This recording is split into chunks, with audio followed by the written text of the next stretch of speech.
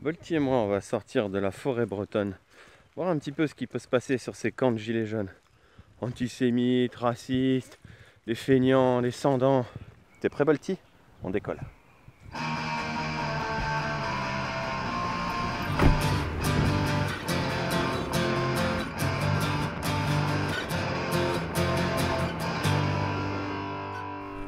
Nous sommes ici sur le camp de Dinan, en Bretagne, où contrairement à notre jupitérien, les gilets jaunes luttent avec la tête sur les épaules et les pieds sur terre. Et ça vous donne de l'espoir, ces gilets jaunes? J'espère qu'on va gagner. C'est pas pour moi, parce que je suis encore depuis 25 ans, mais pour eux. Le mercredi, du coup, on fait l'atelier enfant. On fait du coup des semis pour... Enfin, les beaux jours arrivent, donc en fait, c'est le but de faire un potager pour pas qu'on vive de l'autosuffisance, mais voilà, qu'on montre qu'on puisse se débrouiller tout seul, quoi. Ça rassure les gens, en fait.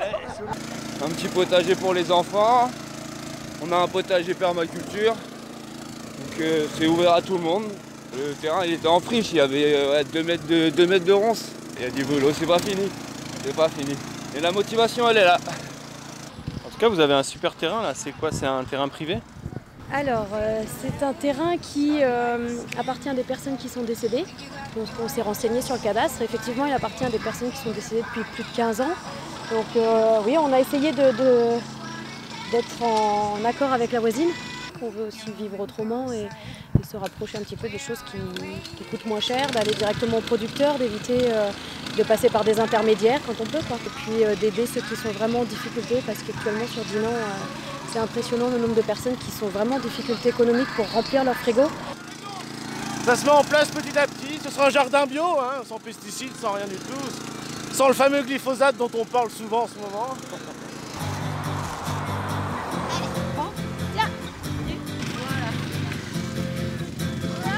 On se dit qu'il faut qu'on agisse dans le concret et qu'on fasse par nous-mêmes, en fait, qu'on n'attende pas que ce soit quelqu'un qui nous donne un peu plus de pouvoir d'achat ou un peu plus de poids décisionnaire.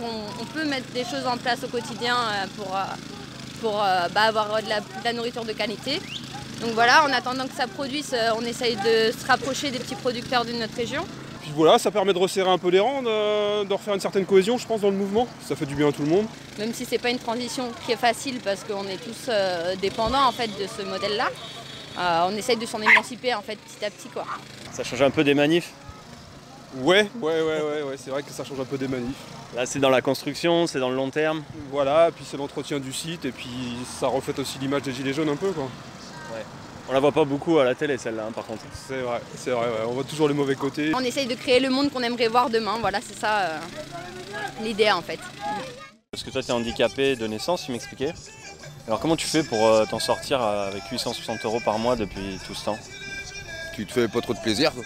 Tu limites, quand t'as plus de gasoil, et ben, vu que je vis en camping-car, quand il n'y a plus de gasoil, et ben, je reste sur un parking, quoi. Et t'attends le début du mois, quoi. Est-ce qu'il y a quelque chose qui a changé pour toi depuis le 17 novembre? Ah bah oui, on est une famille, hein, de toute façon. Depuis le début, on est ensemble, on va tous les samedis ensemble. Ah bah c'est pour ça que je peux pas lâcher, quoi. Ouais. C'est important pour les enfants qui voient aussi, déjà que nous, gilets jaunes, qui nous voient, qui mettent un visage, que même entre eux, ils se connaissent, ces enfants, qui participent, qui partagent des moments avec nous. La convivialité et le respect, surtout le respect. Emmanuel Macron, j'aimerais bien que tu arrêtes de monter le prix. Et toi, tu as quelque chose à dire à Manu? Oui, Emmanuel Macron, il sert des gilets jaunes pour avoir plus de sous. Emmanuel Macron, dans une chanson, ils disent qu'il est con. Et toi, tu as quelque chose à dire à Manu? Qu'il arrête d'augmenter les prix et qu'il soit plus sympa avec nous. Ouais, c'est bien dit ça. Tu te sens antisémite, toi? Ah non, du tout. Il y en a ici? Non, surtout pas, non. Tout le monde est la bienvenue chez les Gilets jaunes. De toute façon, on se bat pour tout le monde. C'est une espèce d'émancipation que vous êtes en train de créer là. Pas émancipation, mais ouais, plus ou moins, quoi, on va dire ça. C'est un peu fort comme mot, mais ouais, c'est vrai que... Ouais, c'est vrai. Après ces belles activités de l'après-midi, le soir, il m'emmène faire quelque chose d'un peu particulier. Une assemblée générale de Gilets jaunes dans un blocos, un ancien poste de commandement qui a servi pour la Deuxième Guerre mondiale. Ça me plaît.